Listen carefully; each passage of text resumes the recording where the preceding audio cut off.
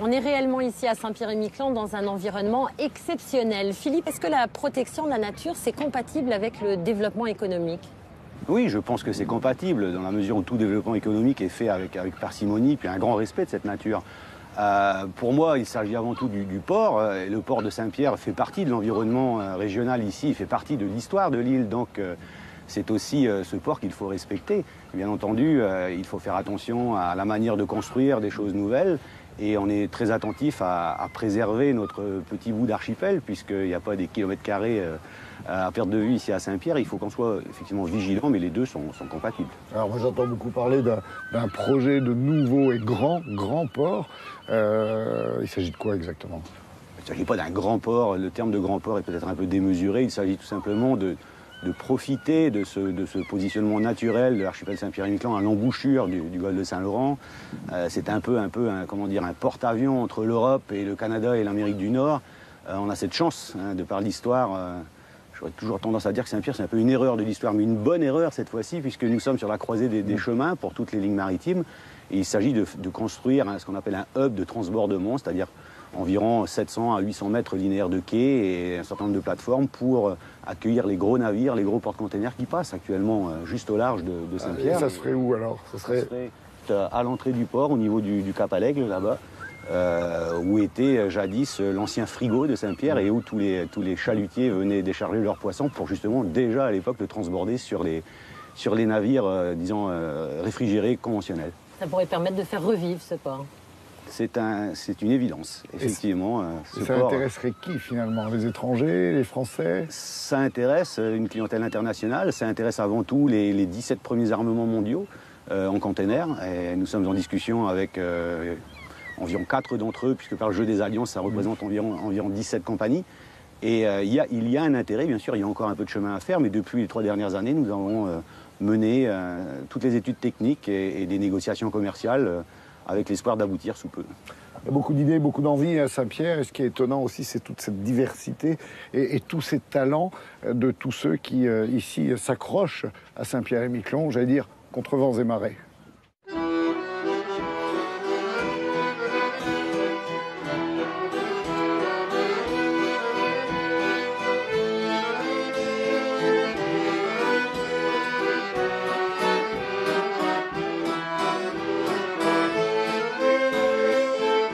Moi, là, il y a des gens qui sont morts pour que je puisse être française et vivre à Saint-Pierre-et-Miquelon. Mais ça me donne les larmes aux yeux, quoi.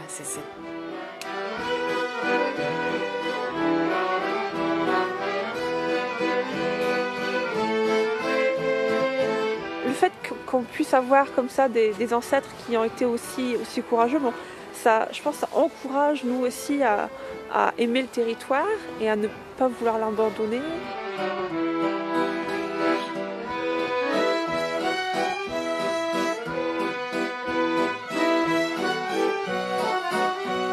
Avant tout, on est Saint-Pierre-et-Miquelonais et voilà, on n'est surtout pas Canadien, avant tout, on est Français. Comme le véhicule beaucoup de Saint-Pierre, nous sommes Français d'Amérique du Nord. Donc je revendique cette francitude nord-américaine.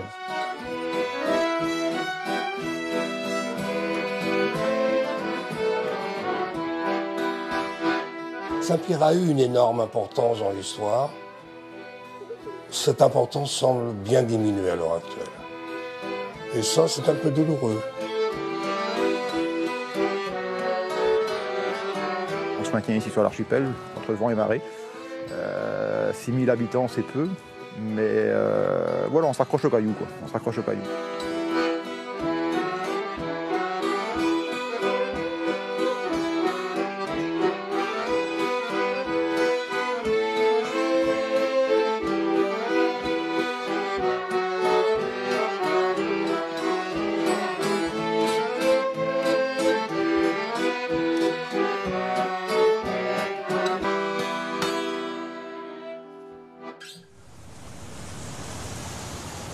En 1536, une expédition française menée par Jacques Cartier découvre un minuscule archipel perdu de l'autre côté de l'océan Atlantique, près du continent nord-américain.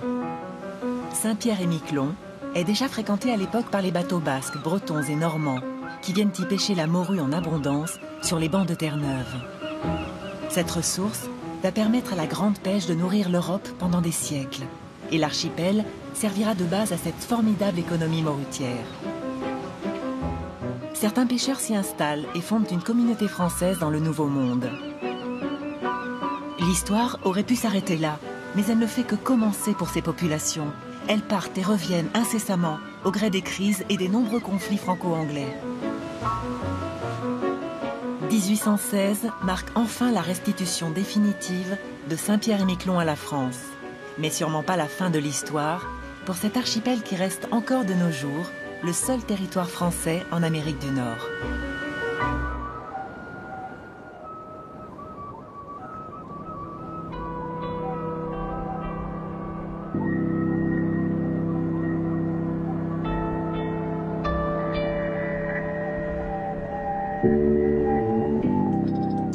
Les morts du cimetière nous parlent finalement de la population d'aujourd'hui, puisque ce sont les ancêtres de la population actuelle qui sont enterrés ici. Pourquoi les gens sont venus s'installer ici, dans quelles conditions économiques, pourquoi parfois ils sont partis, certaines familles n'existent plus ici puisqu'ils sont partis en exil à cause des crises économiques.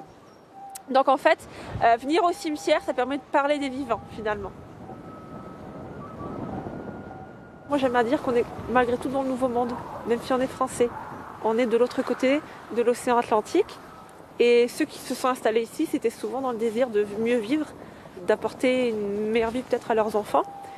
Et du coup finalement, ça peut être aussi un choix d'être Saint-Pierre ou Miquelonais, à partir du moment où on veut y vivre et qu'on aime l'endroit.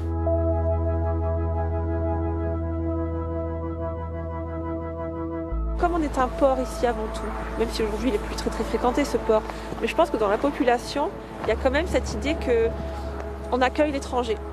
Et l'étranger, s'il se sent chez lui ici, il va être de Saint-Pierre-et-Miquelon, il est Saint-Pierre ou il est Miquelonais. En marchant dans les allées, on a un aperçu des origines de la population à travers les différents noms de famille qu'on va trouver ici. Bretonne, normande et basque, mais au-delà de ça, il y a aussi d'autres origines qui sont peut-être un peu plus discrètes, irlandaises à travers Terre-Neuve. Également, on peut parler des Acadiens qui sont aussi présents. Et on peut aussi parfois avoir, de point de vue plus anecdotique, des marins qui, en faisant escale à Saint-Pierre, ils sont restés un peu plus longtemps finalement, comme des marins espagnols par exemple.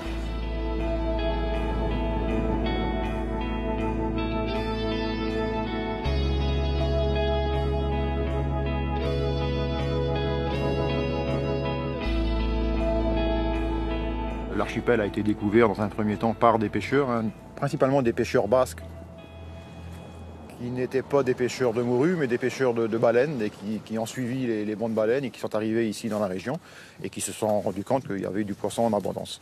Et petit à petit, l'archipel s'est peuplé de cette façon-là, avec des établissements non permanents au départ. Et puis les gens ont fini par rester ici, parce que Saint-Pierre et Miquelon étaient un peu plus près des zones de pêche que les côtes sud de Terre-Neuve ou autres. Donc l'ensemble de la région, je dirais, a été occupé par des pêcheurs, mais Saint-Pierre et Miquelon avaient cet avantage d'être vraiment près des bancs de pêche.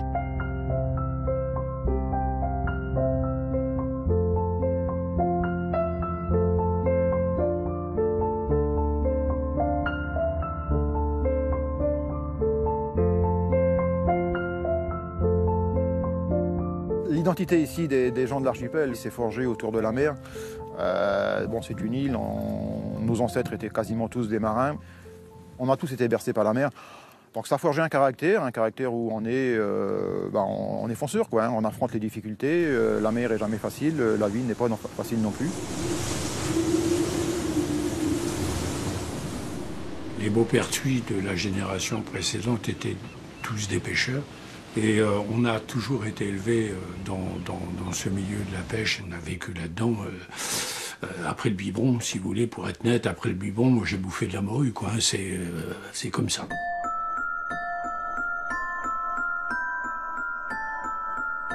Les jours de grand soleil, on étalait la morue sur les graves qui n'étaient d'autres qu'un sol encaillouté, et ça séchait au soleil.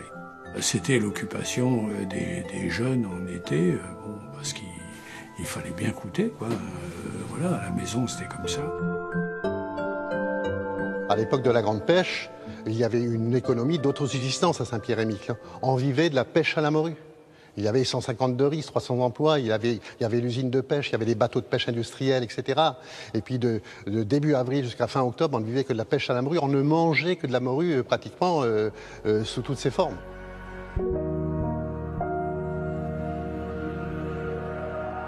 Vous aviez des marins de beaucoup de nationalités différentes. Il y a eu des Espagnols qui sont venus ici en quantité. Alors les Espagnols, c'était des gens, des Méditerranéens, donc ils étaient un peu comme nous Français, ils fréquentaient les bars et tout ça, quoi. Vous aviez les cafés, les bars, les salles de danse, etc., qui étaient dans toute la ville, et ils passaient par ici, si vous voulez, pour aller rejoindre leur bateau à quai. À bout, si vous voulez, on avait des réveils un peu fluents la nuit. Toutes les grandes nations de pêche du monde, hein, les Cubains, les Russes, les Espagnols, les Portugais, etc., les Japonais, venaient pêcher près de Saint-Pierre-et-Miquelon. L'exploitation intensive et exclusive de la morue sur les bancs de terre neuve depuis des siècles va finir par épuiser la ressource dans toute la région. Dans les années 80, malgré des accords signés avec la France, le Canada interdit l'accès à certaines de ces zones de pêche et prive les pêcheurs de l'archipel de leurs ressources traditionnelles. C'était une catastrophe, un désastre économique pour les Saint-Pierrais et pour les Miquelonais. Alors ça, c'est un opuscule assez rare. C'est tout simplement un cahier Rhodia dans lequel j'avais commencé à collectionner tous les articles de presse concernant la fameuse guerre de la morue. Dans l'archipel, la situation économique et sociale devient très tendue. Pour peser sur les négociations en cours entre la France et le Canada, les élus locaux vont mener un certain nombre d'actions qui vont être relayées par les journaux nationaux. Mutinerie, quand les politiques de Saint-Pierre-et-Miquelon sont partis en mer avec un navire de l'archipel, pêcher illégalement dans les eaux canadiennes, pour se faire arrêter par les autorités. Il fallait se faire entendre du gouvernement français, et puis on sait très bien qu'à Paris, le souci n'était pas Saint-Pierre-et-Miquelon, n'a jamais été les territoires ultramarins de façon générale. On est parti pêcher avec les élus à bord dans les eaux canadiennes, là où l'accord 72 nous donnait des droits, mais où nous interdisait par décision unilatérale de pêcher. On a été arraisonné par la marine canadienne, Manu Militari, à coups de matraque, etc. Et on s'est retrouvés en prison pendant une semaine. Et les deux gouvernements, là, après nous avoir libérés, ont décidé de mener des négociations entre la France et le Canada.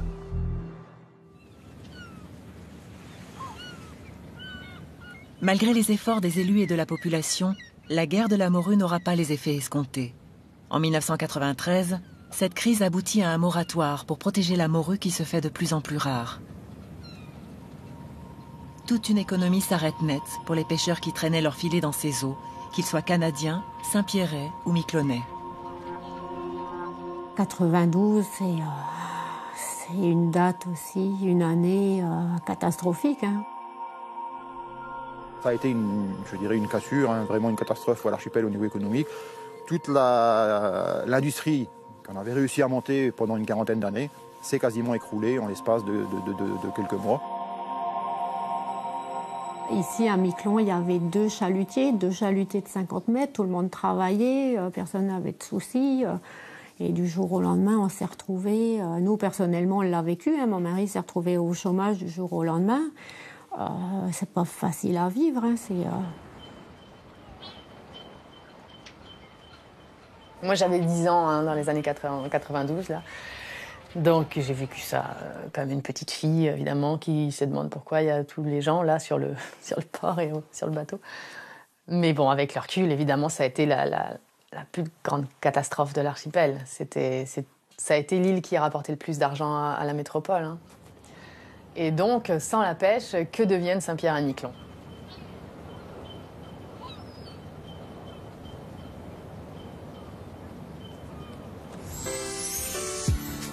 Saint-Pierre-et-Miquelon première.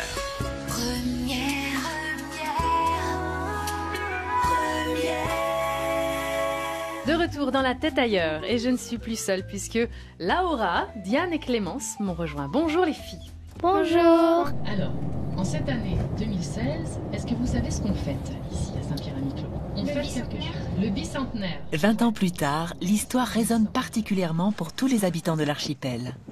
Mais certains vivent résolument dans le présent, comme Stéphane Poirier, un des rares artisans pêcheurs qui garde une activité sur le port de Saint-Pierre. La saison approche. Pour ces marins qui ne peuvent pas travailler en hiver, il est grand temps de reprendre la mer. Mais avant, l'heure est aux réparations et aux derniers préparatifs sur les bateaux.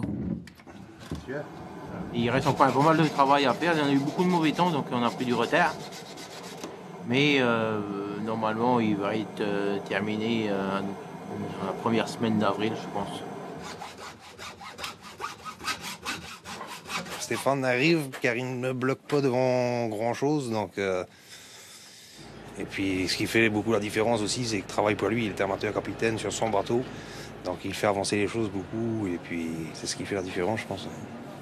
Après tout ça, si les jeunes voient que ça marche, peut-être qu'ils seront intéressés pour le faire aussi. Derrière! La pêche, c'est sûr que c'est un métier difficile. Peut-être que j'aurais baissé les bras avant si le gamin n'aurait pas aimé en faire son métier, quoi. Voilà. Mais bon, il aime ça. Je pense qu'avec du travail et beaucoup de courage, il devrait s'en sortir. Voilà, donc normalement, c'est à lui, il est un peu jeune encore, mais c'est lui qui va, qui va être sur ce bateau-là cette année, et ce sera à lui de se débrouiller avec le patron qui va prendre le bateau.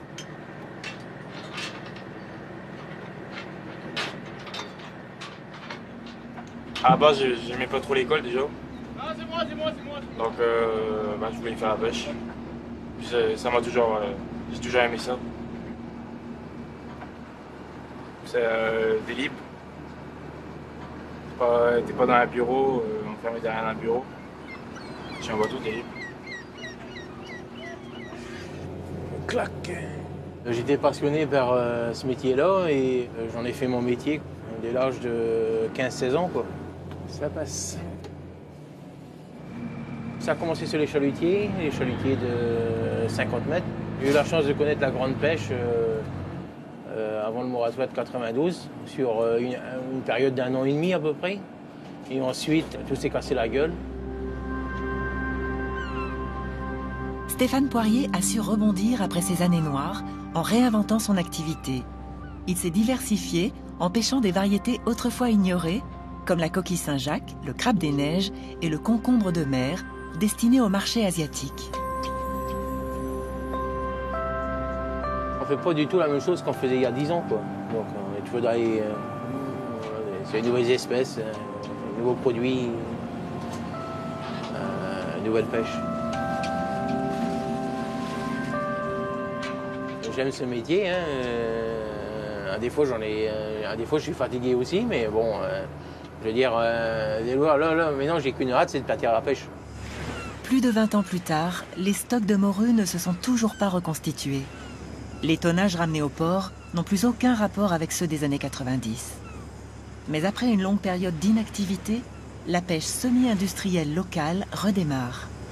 Depuis quelques années, un chalutier ramène son poisson à l'usine de transformation de Miquelon. Ironie de l'histoire, ce n'est plus à Saint-Pierre, port traditionnel de la pêche sur l'archipel, mais sur l'île voisine de Miquelon, qu'il subsiste désormais la seule unité industrielle de transformation de poissons. Ici sur Miquelon, on a développé une structure plus artisanale au départ, avec une montée en puissance qui se fait au fil des années.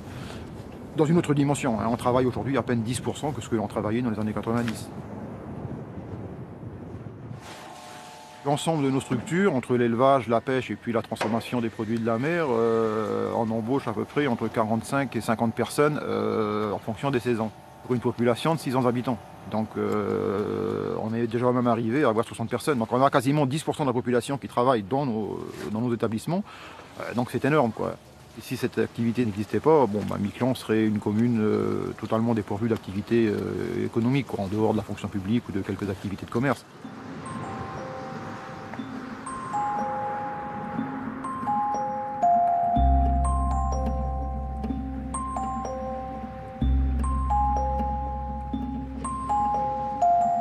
Depuis mon sud si joli, je sens l'hiver oublier l'heure. L'histoire dit qu'il faut rentrer voir ceux qui meurent. Allez demain griffer le nord, aider la source qui s'enneige. Trouver les routes sous bois mort et les vieux pièges. Il faudra prendre des nouvelles de ceux qui dorment sous la neige. Remonter le fleuve au dégel, casser la glace à coups de pelle.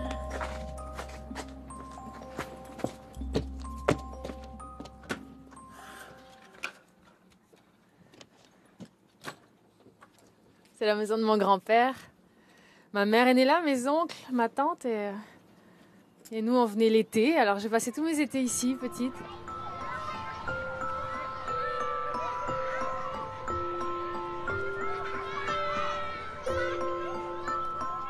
L'île de Miquelon, c'est la nature, donc on allait à Mirande, on allait se balader un peu partout. C'est ça qui fait tout l'intérêt, et surtout pour un enfant, d'avoir cette liberté, cette beauté naturelle ici.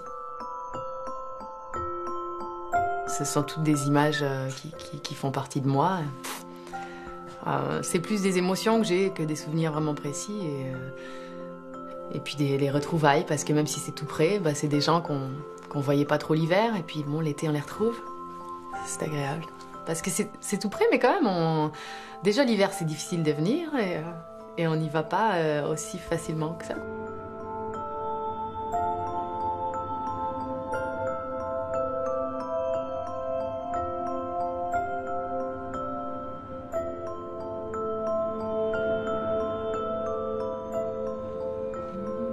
Je trouve qu'il y a une sérénité à Miquelon qu'il n'y a pas à Saint-Pierre. Saint-Pierre se comporte comme une petite ville quand même, avec ses inconvénients parfois. Parfois on se complique un petit peu la vie, on regarde beaucoup les autres, etc. Mais c'est deux vies différentes et deux mentalités, je trouve, différentes. Et moi je me retrouve bien ici. Alexandra Hernandez est une artiste saint-pierraise. Comme beaucoup de jeunes ici, elle a dû quitter son archipel pour suivre des études supérieures. Après une formation musicale à Montréal, elle s'installe en France métropolitaine pour découvrir son pays et se lancer dans une carrière artistique prometteuse. Je suis partie pour apprendre un petit peu la vie, mais toujours dans l'idée que ma place ne serait jamais ailleurs finalement. Et je suis revenue dans l'intention de partager un petit peu ce que j'ai appris et surtout de me nourrir de tout ce qu'il y a là et dont je me suis ennuyée pendant 15 ans.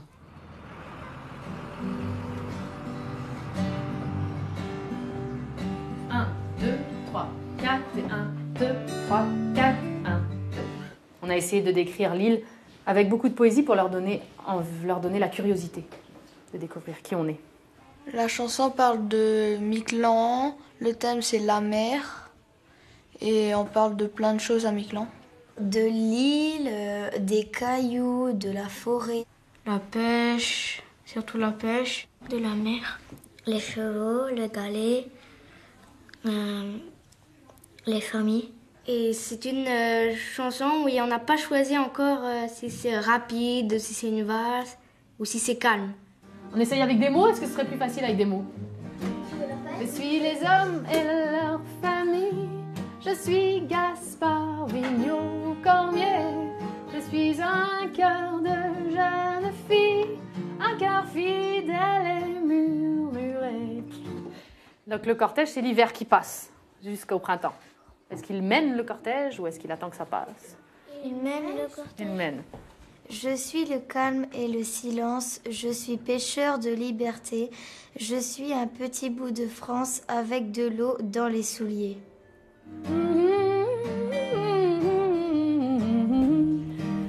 Donc je vais tourner l'accord, et puis vous allez essayer de chanter ce que vous voulez là-dessus, avec des la-la, genre comme ça. La, la, la, la, la, la, la. On avait coutume de dire que dans chaque famille miquelonnaise, il y avait un musicien, et il y avait un violon surtout.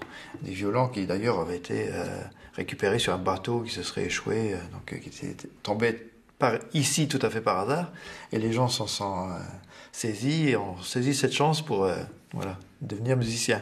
Nous, on dit toujours des violonneux, on dit pas, il n'y a pas de violoniste. Donc c'est tout à l'oreille et tout, mais ça ne veut pas dire que c'est pas des bons musiciens. La musique, c'est bien. C'est beau. Ça a du style. Et c'est la beauté, t'as oublié. Il y a de la beauté là-dedans. On réessaye. Je suis les hommes de la famille. Je suis Gaspard Vigneault Cormier. Je suis un cœur de jeune fille, un cœur fidèle et murmuré. Oh, je suis les hommes et leur famille. Je suis Gaspard Vigneault Cormier. Je suis un cœur de jeune fille, un cœur fidèle et murmuré. Ouh, papa,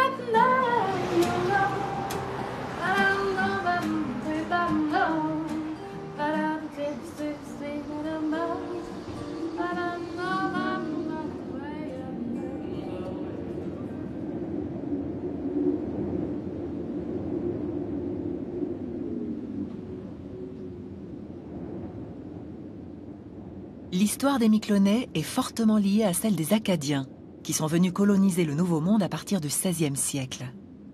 Les querelles, les maladies, mais surtout les conflits avec les Anglais vont briser le rêve de ces exilés, venus pour la plupart de l'ouest de la France. En 1755, durant l'épisode dramatique du Grand Dérangement, ils sont chassés de leur nouvelle terre par les soldats anglais, déportés en France, dispersés le long des côtes américaines ou jetés dans les prisons anglaises.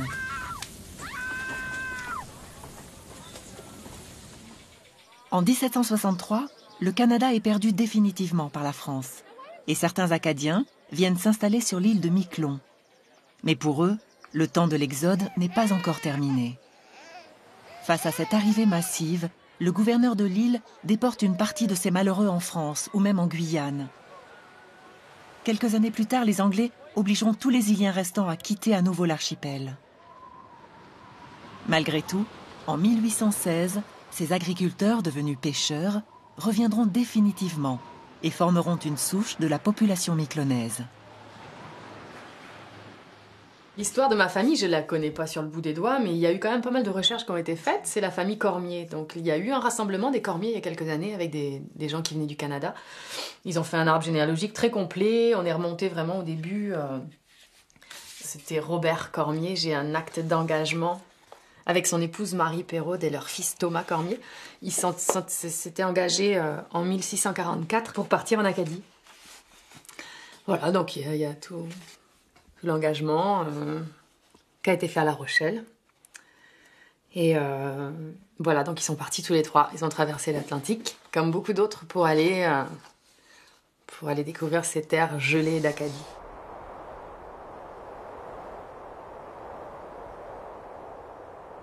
Les Cormier sont arrivés en 1644. Je sais qu'ils ont été déboutés d'Acadie à maintes reprises et se sont réfugiés à Miquelon. Donc pour moi, c'est une date fatidique à partir de laquelle un Acadien est devenu français. Donc je suis de culture française, de citoyenneté française, mais avec des racines acadiennes, que je porte fièrement.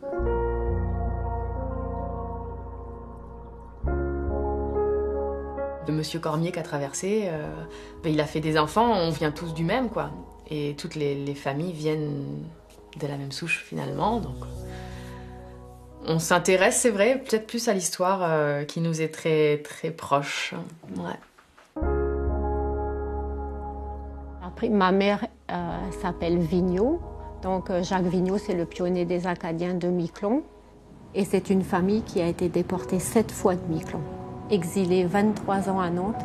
Et dès qu'ils ont pu revenir ici, ils sont revenus parce qu'ils étaient persuadés que leur avenir était à Miquelon. Donc moi, je dis toujours, encore aujourd'hui, on a certainement encore du sang de ce peuple-là qui coule dans nos veines pour rester accrochés comme on est là. Il y a une expression Vous avez certainement entendu à Saint-Pierre le caillou. On est attaché au caillou.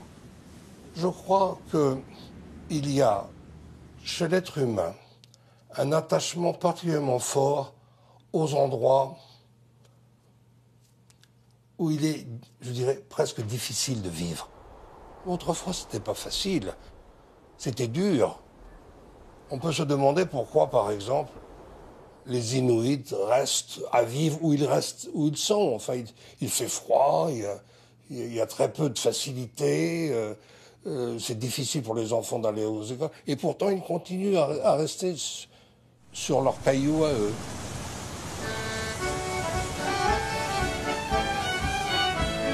Le climat et l'insularité permettent de mieux comprendre l'identité des Saint-Pierrais et des Miquelonais, et paradoxalement, le fort attachement à leur archipel. Les traditions et la culture constituent également un ciment très fort pour ces Iliens, qui ne manquent pas une occasion de se retrouver durant les longues soirées d'hiver. À Miquelon, un théâtre communautaire a permis aux habitants de faire revivre des événements marquants et souvent douloureux, liés à l'arrivée des Acadiens sur l'île. Plus à courber les chines. Tu enlèves là, c'est un là, un ou trois. Au gré des vents, c'est l'histoire de ces Acadiens qui sont arrivés en 1763 sur l'île. On leur a dit, ça y est, vous pouvez aller à Miquelon. Et finalement, elle commence comme ça, cette pièce, avec cette joie qu'ils ont de se dire, bon, allez, on est là, on arrive. Fidèle à votre époux, aussi bien comme à vous. Grâce au théâtre, c'est vrai que j'ai eu envie de connaître mes racines et c'est le théâtre, à travers les pièces qu'Isabelle a écrites, qui m'a appris que j'étais moi aussi acadienne. Prends l'énergie, malgré ton âge, si l'Acadie n'est plus la même, elle est un hymne de courage, de liberté, de gens qui s'aiment. On joue des moments forts de notre histoire, tristes par moments, mais il faut justement pas tomber dans la tristesse, la pitié, faut savoir relever la tête. Et puis comme c'était un peuple qui était courageux, ben voilà, faut toujours rester positif. La République, après.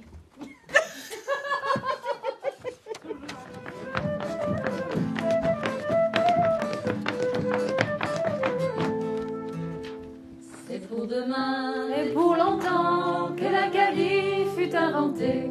Pour les humains, pour les enfants qui désespèrent leur liberté.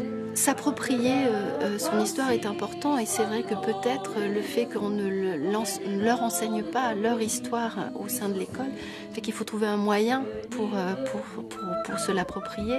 Et dès qu'on s'y penche, on est tout à coup... mais c'est passionnant. C'est des destins de vie passionnants. Bientôt, mon Dieu, quelque part au bout d'un fiot.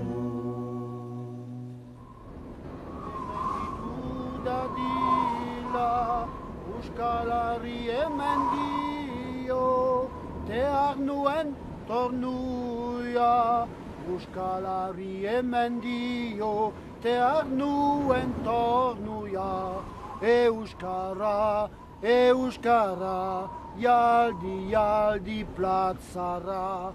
Euskara, Euskara, Yaldi, Yaldi, Dansara. Euskara, Euskara, Yaldi, Yaldi, Mandua. Être basque à Saint-Pierre-et-Miquelon, c'est souffler sur des braises qui ne demandent qu'à repartir.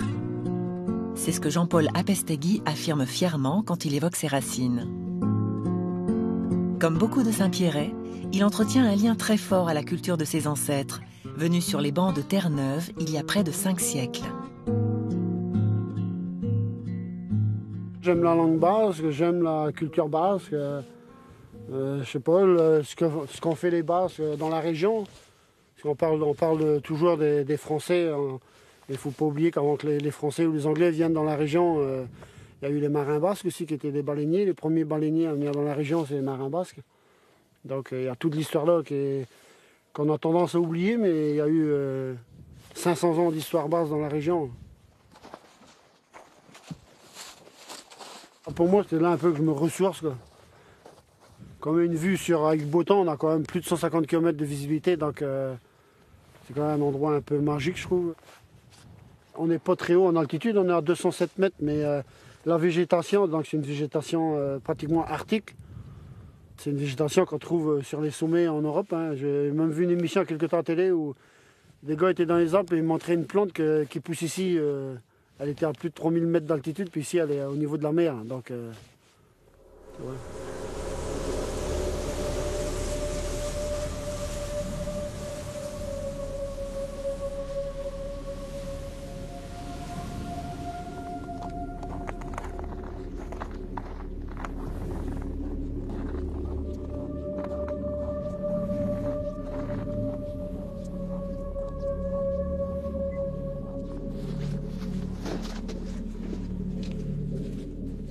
J'avais 10 ans, quand j'étais gamin, le port Saint-Pierre, à chaque fois qu'ils annonçaient du mauvais temps, tu pourrais retrouver avec 10 ou 15 bateaux de différentes nationalités. Donc je pouvais recroiser des Coréens, des Japonais, des Italiens, des Français, des Bretons, des Basques.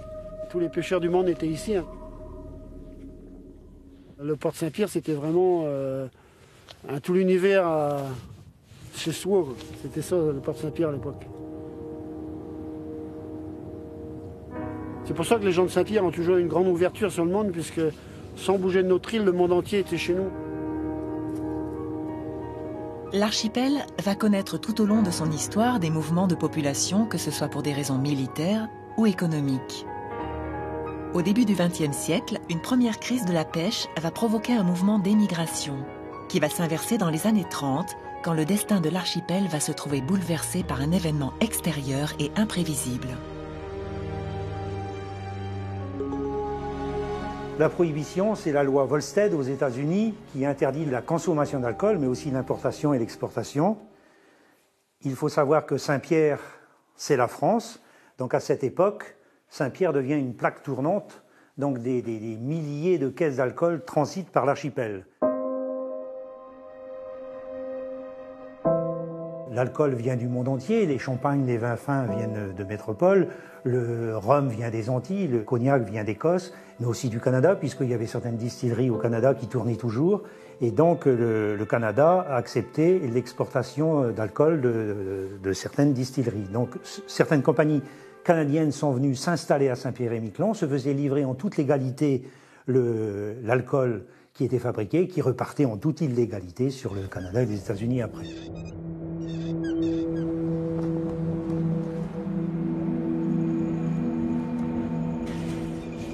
Dans les familles saint-pierraises, très peu ont fait fortune. Beaucoup ont trouvé du travail facile.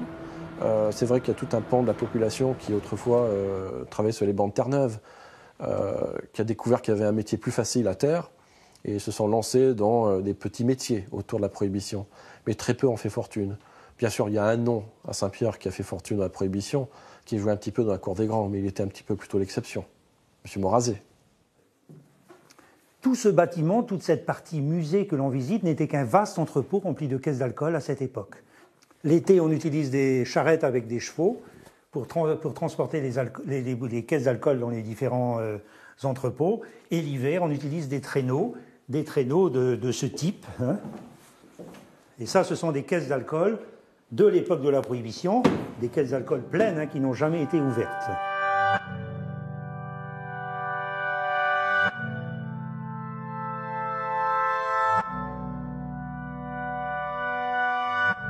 Quand je passe aux États-Unis, ça m'arrive assez régulièrement avec mon passeport français ou canadien. Les agents de douane, ils vont l'ouvrir, ils vont voir SPM. Qu'est-ce que c'est qu'SPM? Donc ils me demandent. Je leur dis Saint-Pierre-et-Miquelon. Au départ, il n'y a pas de réaction. Puis après, je leur dis Al Capone, Prohibition. Puis là, une petite étincelle. Là, ils commencent à se souvenir qu'en effet, il y avait cette petite île où il y avait un énorme trafic d'alcool qui arrosait pratiquement toute la Nouvelle-Angleterre.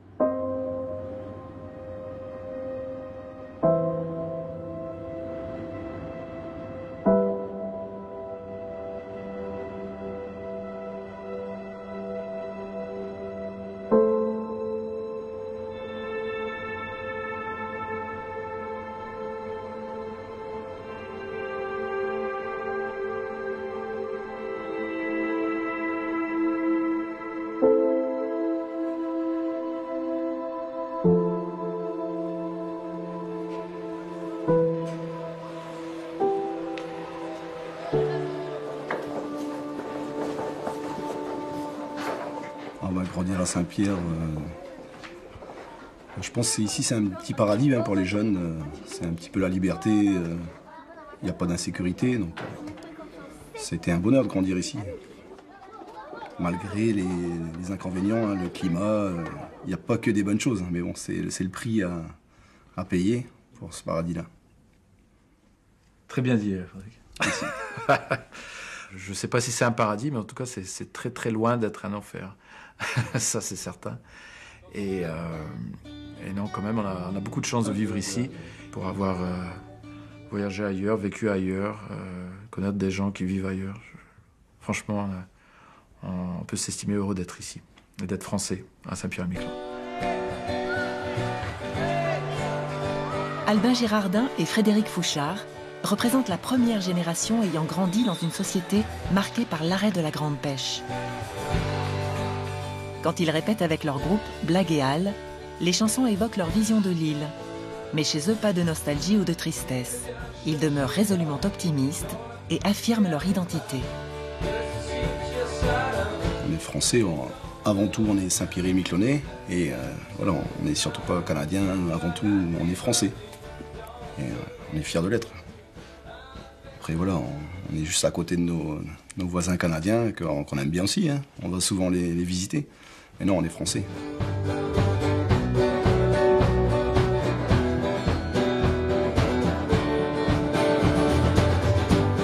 On a une place à part entière, je pense, dans l'outre-mer français. C'est bien d'avoir comme ça une histoire derrière soi que l'on peut contempler. Voilà, et se dire quand même qu'en 3 siècles ou 5 siècles, si on compte les premiers habitants, enfin les premiers pêcheurs, il s'en est passé des choses ici et que ça a bien évolué et qu'on est toujours là après tout ce temps et qu'on n'est pas prêt de partir. À moins que les Anglais ou les Américains débarquent demain, je sais pas. Il faut faire gaffe, on a des canons dans le port maintenant. L'histoire de Saint-Pierre-et-Miquelon, c'est pas linéaire, c'est pas... voilà, c'était la misère et gentiment, graduellement, on a évolué vers la prospérité. Il y a des grandes périodes de crise au début du XXe siècle. Il y a des tas de familles qui sont parties d'ici voilà, parce qu'ils crevaient la dalle. Hein, il y avait plus de poissons, il y avait déjà une première crise de la pêche. Et puis ensuite, c'est revenu pendant la Prohibition. Il y a une autre époque faste, mais qui aurait pu prévoir la Prohibition? Personne.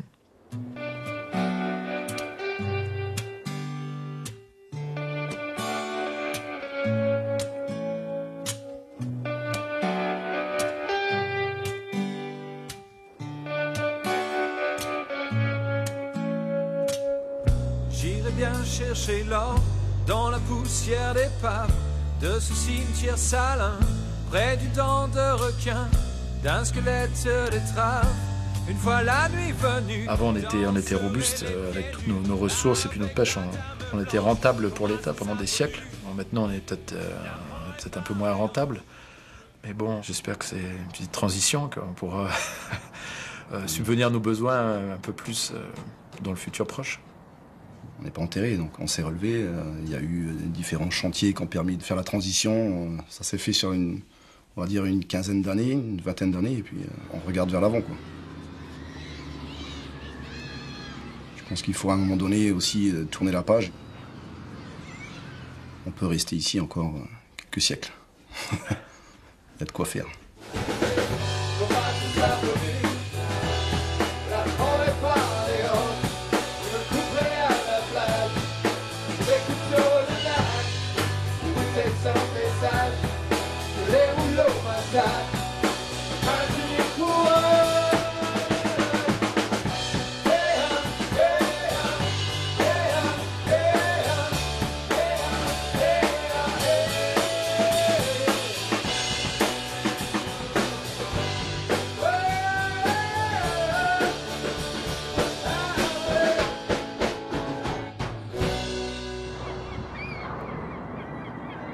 Contrairement à Albin et Frédéric, certains Saint-Pierrais ont choisi de s'expatrier en Amérique du Nord.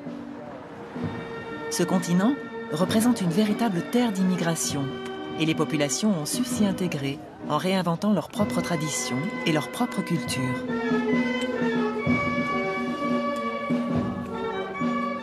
Quelques Saint-Pierrais ont également fait ce choix. Depuis 25 ans, Marc Cormier s'est installé à Toronto, à 4 heures d'avion de son île natale. Malgré cet éloignement, ce passionné d'histoire garde un attachement très fort à son archipel. Le problème de l'histoire de l'archipel, c'est qu'il ne rentre pas dans le cadre de l'histoire du Canada ni l'histoire de France. Donc il n'y a personne qui se consacre véritablement à l'histoire de l'archipel en tant que sujet pur, outre naturellement les Saint-Pierre et les Miquelonais, dont certains sont présents ici, à travers leurs ouvrages.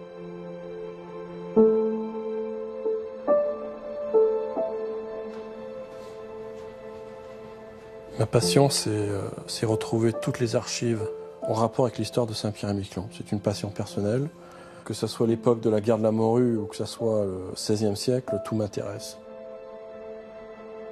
Je ne passerai jamais à côté d'un antiquaire, un libraire, un vendeur de vieilles cartes, sans entrer et puis leur demander est-ce que vous avez un dossier avec des cartes inconnues que vous ne connaissez pas, vous ne maîtrisez pas, des choses bizarres.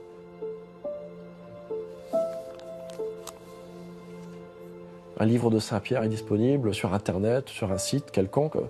On est prêt à mettre une fortune pour ce livre. Qui d'autre ça va intéresser? Nous en premier.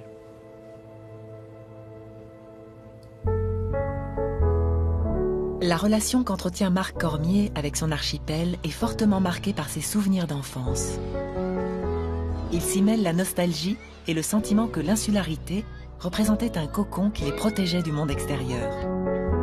Mes souvenirs d'enfance à Saint-Pierre-et-Miquelon, c'était d'une part la sécurité. On pouvait sortir jusqu'à minuit, personne n'allait nous embêter. On faisait des vies avec les copains dans les quartiers. C'était vraiment un petit cocon.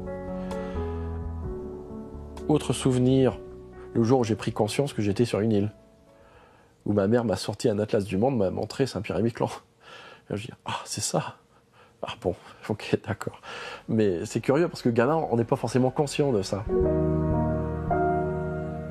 J'ai grandi dans ce monde où les oncles et les tantes avaient fait la guerre, nous parlaient de la guerre en permanence. Ça nous a imbibés quelque part. J'ai quand même un grand-père qui a fait la Première Guerre mondiale, dans les régiments coloniaux.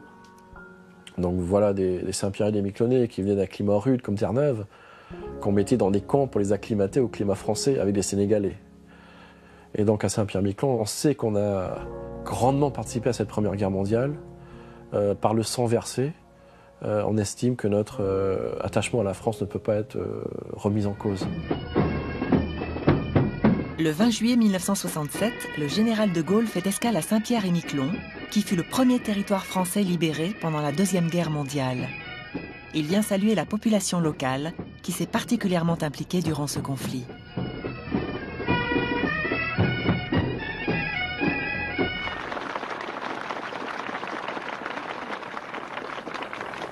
Bien sûr, le général de Gaulle doit vous dire que pendant la dernière guerre, Saint-Pierre-et-Miquelon a joué dans notre histoire, dans l'histoire de notre libération, et par conséquent dans mon esprit et dans mon cœur, un rôle magnifique. Il y a eu ici le symbole, il y a eu aussi la preuve de l'indépendance française.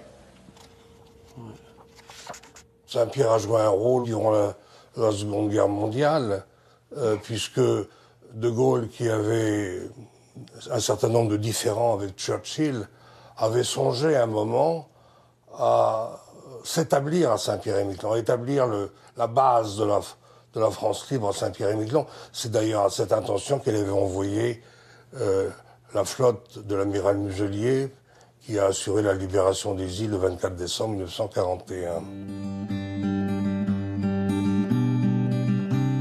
Je pense que beaucoup de jeunes Saint-Pierre et jeunes Miquelonais ne sont pas forcément au courant de leur propre histoire. S'ils la découvraient, je pense qu'ils seraient bien plus à l'aise lorsqu'ils vont en métropole, lorsqu'ils ont des interactions avec des Américains et des Canadiens. N'ayez pas peur d'apprendre votre histoire. À Toronto, Marc Cormier se rend régulièrement dans un lieu fréquenté par les Français. Il y rencontre quelques Saint-Pierrais et ces échanges lui ont donné l'envie d'entreprendre des recherches à travers tout le continent américain. Salut, ça va? Informé. Salut Marcel. Hey, salut Marc. Ah, ça pète? Ça va et toi? Ouais, ça gagne. L'objectif étant d'une part de retrouver ce Saint-Pierre, ces Miquelonais qui sont partis il y a 1 an, il y a 10 ans, il y a 30 ans, il y a 40 ans, et de savoir quels sont leurs sentiments par rapport à l'archipel, leur identité. Sont-ils canadiens, sont-ils français? Est-ce que des racines saint-pierraises font automatiquement qu'on est toujours français à l'étranger? Je suis très attaché à mon caillou émotionnellement. Maintenant, grâce à l'Internet, le matin en rentrant à mon cabinet, je peux mettre, je vais voir le temps qu'il fait puisque j'ai le webcam sur la place du Général de Gaulle et le webcam sur la place des Ardilles à Miquelon. Et je veux voir le temps qu'il fait et je regarde le journal télévisé de Saint-Pierre-et-Miquelon. Maintenant, avec les moyens, on ne sait plus comme il y a plusieurs années, on peut être très proche. Comme beaucoup d'expatriés, Marcel Reux n'a pas largué les amarres avec son port d'attache. Dans son cabinet, il affiche fièrement des vieilles photos de son archipel et s'amuse à tester la culture géographique de ses patients canadiens.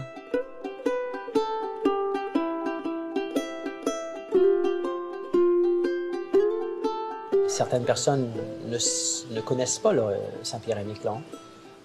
Je leur fais un petit test, je leur dis je vais tester votre connaissance en géographie, en histoire canadienne, et je leur pose la question, je suis citoyen français et je suis né en Amérique du Nord, d'où suis-je? Alors j'entends Louisiane, alors je dis ben non parce que je serai américain.